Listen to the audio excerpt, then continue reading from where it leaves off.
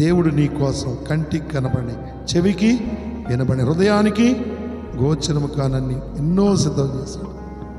దేవులాడుకోవద్దు, దేవులాడుకోవద్దు, దొంగతనం చేయొద్దు, మోసం చేయొద్దు, అక్రమాలు చేయొద్దు. లేకపోతే రెక్కలన్నీ ముక్కలు చేసుకొని ఒంట్లో బలమంతా అయిపోయేదాకా కూడా కొట్టుకులాడవద్దు. రెయ్యం బగలు కూడా కొంతమంది పిల్లరా వేకుని లేచి చాలా రాత్రి దాకా ఎన్నెన్నో కష్టాలు పడుతూ సంపాదించడానికి ప్రయత్నం చేస్తారు.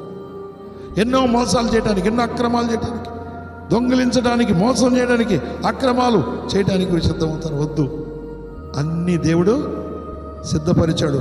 ఆయన ఎవరు? యథార్థవంతుడు, సత్యవంతుడు, నీతి గలవాడు, ఆయన పరిశుద్ధుడు.